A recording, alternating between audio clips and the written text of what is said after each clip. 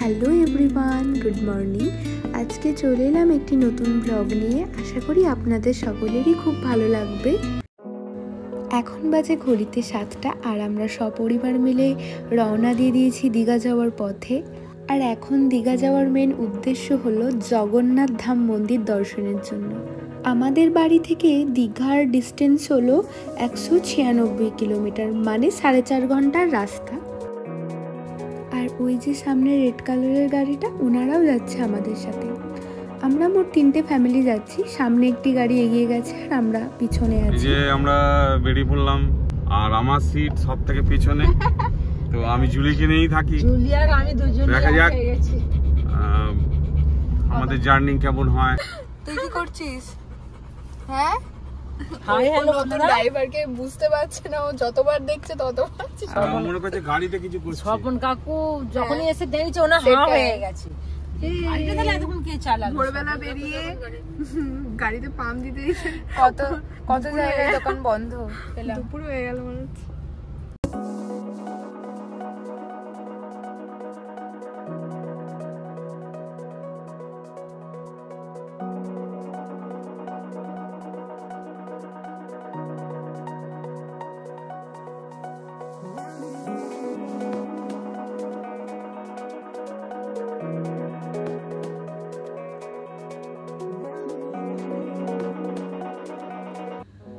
তারপর এখানে এই দৃশ্যটা দেখে সত্যি খুব খারাপ লাগলো। কোনো ফল বা সবজির গাড়ি হয়তো উল্টে গেছে, মনে হয় এটা বাজারে যাচ্ছিল। কত টাকার লোকসান হয়ে গেল তাদের।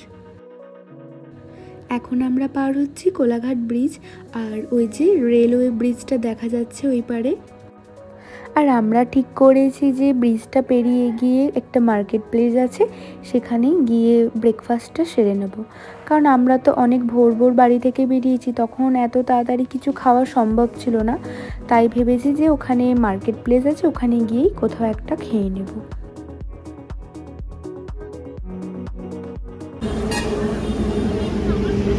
গেলাম কোলাঘাটে, একটু চায়ের মন হচ্ছে।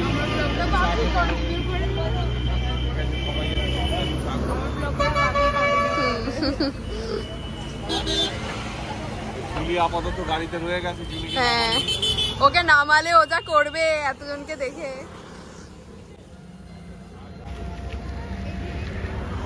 আপনাদের তখন বলেছিলাম না যে আমাদের সাথে আরও 2টি ফ্যামিলি যাচ্ছে, এই যে ওনারাই হলো তারা। তো অনেক দিন পর আবারও দেখা হলো, যার জন্য অনেক গল্প ছিল, গল্প করছিলাম আমরা সকলে মিলে। আন্টিও কিছু জিজ্ঞাসা করছিলেন। আর এই যে আমার বোন এখানে, আর এখন ক্যামেরাম্যান হিসাবে আমার দিদি, মানে আমার মাসির মেয়ে। আর হ্যাঁ, আপনাদেরকে তো বলাই হয়নি আমরা ঠিক কতজন যাচ্ছি, মানে আমাদের ফ্যামিলি থেকে কে কে যাচ্ছি। এই যে আমার দিদুন যাচ্ছে, আমার মা যাচ্ছে, আমি তো আছি, প্লাস এখানে আমার মাসির মেয়ে, আমার বোন, আর যাচ্ছে আমার পাপি। আর সঙ্গে তো জুলি আছেই। ওকে না নিয়ে যাই কোথায়, আমরা যেখানেই যাই ওকে মানে নিয়ে যেতেই হয়। আমি আবার একটু চিনি ছাড়া চা খাই, তার আগে বিস্কুটটা খেয়ে নিই, ঠিক আছে? আবার চা খাবো, তারপর ডিম টোস্ট খাবো। চা হচ্ছে ঠিক আছে।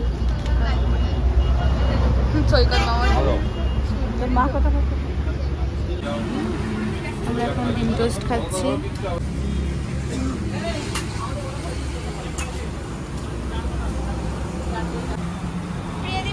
কত গরম।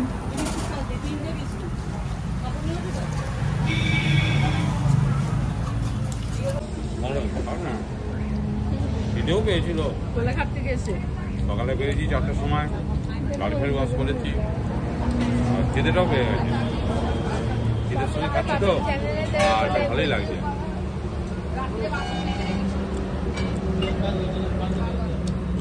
ঠিক আছে, জুলির জন্য বিস্কিট। জুলি গাড়িতে বেচারা একা আছে, চেঁচাচ্ছে ও কেমন। জুলির বিস্কিট চলো গাড়িতে উঠে গিয়ে খাবে। গাড়িতে উঠে গিয়ে খাওয়া।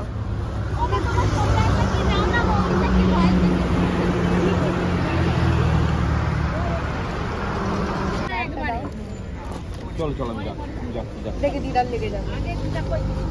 ভাই দেখ সব ব্যাগ দাঁড়াও, সিটটা তুলে। তো তো আপনারা তো দেখতেই পেলেন, আমরা কোলাঘাট থেকে একটু এগিয়ে এসে একটা মার্কেট প্লেসে দাঁড়িয়েছিলাম, যেখানে ব্রেকফাস্টটা করেছিলাম। দেন তারপরে আর কোথাও দাঁড়ানো হয়নি। আর এখন যে ব্রিজটার ওপর দিয়ে যাচ্ছি সেটা হলো দামোদর নদীর ব্রিজ। আর সঠিক জানি না এই ব্রিজটির নামটা কি, তবে এটুকু জানি যে এই নদীটা দামোদর নদী।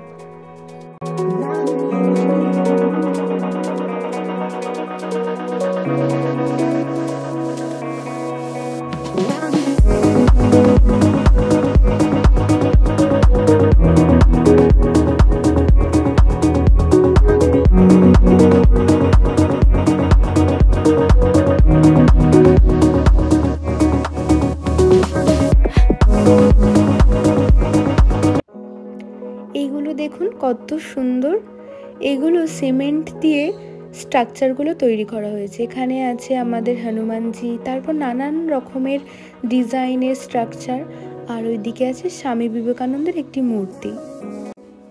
আমরা এখন যে লোকেশানে আছি, এই লোকেশান থেকে কাঁথি মাত্র 10 কিলোমিটার। মোটামুটি আমরা কাছাকাছি চলেই এসেছি। আর এই লোকেশানে দাঁড়ানোর কারণ, ওখানে ওনারা টিফিন করছে। আমরা টিফিন করিনি, কারণ আমরা তো তখন ব্রেকফাস্ট করেছিলাম, তারপরে আর খিদে হয়নি। আর এখানে জুলি ছটপট করছে, কারণ আমরা লেস খাচ্ছিলাম, সেটা ওকে দিতেই হবে।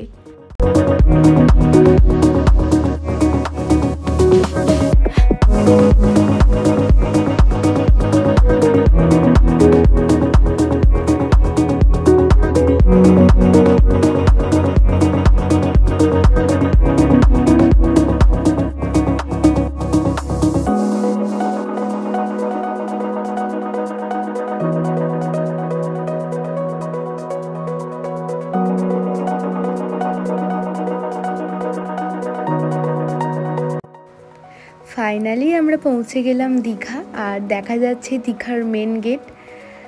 সত্যি অনেকটা জার্নি করে এসেছি, প্রায় 4.5 ঘন্টারও বেশি জার্নি হয়েছে, কারণ আমরা অনেক জায়গায় দাঁড়িয়ে দাঁড়িয়ে এসেছি তো, যার জন্য দেরি হয়ে গেছে।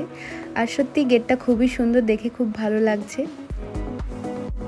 আর এখন ঘড়িতে বাজে 11:47, মানে আমরা 12টার আগেই পৌঁছে গেছি। তো এরপর আমরা যাব, হোটেলে উঠবো। আমাদের আগে থেকেই হোটেলে রুম বুক করা ছিল, তাও মোটামুটি 1 মাস আগে থেকে বুক করা ছিল। এই যে আমরা এখন দীঘার মেন শহরে এন্টার করে গিয়েছি, আর দেখা যাচ্ছে ডিএসডিএ ভবনের মেন প্রবেশপথ, আর ঠিক এর পাশ দিয়েই আমাদের হোটেলে যাওয়ার রাস্তা।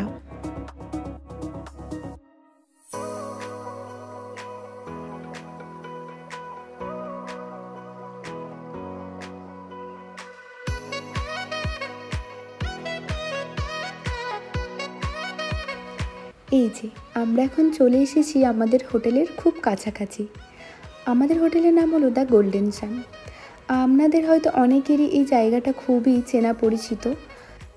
আর দেখুন চারিপাশে কত সুন্দর আর কত বড় বড় হোটেল তৈরি হয়েছে।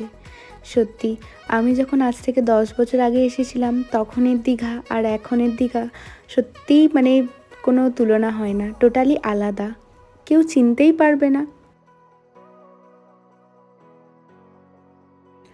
আমরা এখন আমাদের হোটেলের সামনে চলে এসেছি, এরপর গাড়িটা এখানে পার্ক করে দেওয়া হবে। তো চলুন ভিতরে যাওয়া যাক। প্রথমে ভিতরে ঢুকেই তো আমার সব থেকে আকর্ষণীয় লাগলো এই জিনিসটা, দেখুন কত সুন্দর মাছগুলো। আমাদেরও আছে এরকম 2 রকমের মাছ আমি মিল পেলাম। আর এখানে রিসেপশনটাও খুবই সুন্দর। ওনারা আমাদেরকে রুমের চাবি দিয়ে দিয়েছে, তাই আমরা ওপরে যাচ্ছি। তো ব্লগটি আমি আজকের মতন এখানেই শেষ করলাম। আপনাদের সাথে দেখা হবে আমার নেক্সট ব্লগে। ততক্ষণ আপনারা ভালো থাকবেন ও সুস্থ থাকবেন। আর যদি আপনাদের আমার ব্লগটি ভালো লাগে তাহলে অবশ্যই একটি লাইক করে দেবেন। নমস্কার। চলো আরো আগে স্টার্ট করতে হবে। ও